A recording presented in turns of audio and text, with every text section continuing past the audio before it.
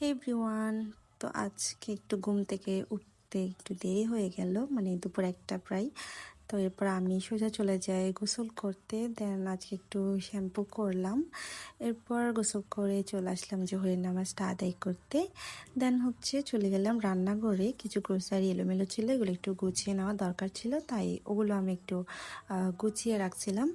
তারপর আসরের টাইম হয়ে যায়, নামাজটা শেষ করে নিয়েছি। এরপর আমি একটু ব্যালকনিতে যাই, ব্যালকনিতে গিয়ে একটু ওয়েদারটা দেখছিলাম। দেন ইফতারির টাইমও প্রায় হয়ে আসছে। তো এরপর যেটা মেইন কাজ সেটা শরবতটা গুলে রাখা। এটা আমি আগে করে টেবিলে রেখে দিব। দেন বাকি কাজগুলো আমি এখানে অফ ক্যামেরায় অনেক কাজ করে নিয়েছি। এরপর আলুর চপটা ভাজছিলাম। তো মাগরিবের আজান দিয়ে দেয়, ইফতারের টাইমও প্রায় হয়ে গেছে। আমি এখানে ইফতার করছিলাম, শরবত খেয়ে নিয়েছি, দেন খেজুর। এরপর আস্তে আস্তে ভাজা পড়া সব আইটেম একটু একটু করে খাচ্ছিলাম। তো এরপর আম্মু একটু রান্না করছিল ছোট মাছের তরকারি, ছোট মাছ আলু দিয়ে চচ্চড়ি টাইপের করছিল। এটা খেতে আমার অনেক ভালো লাগে।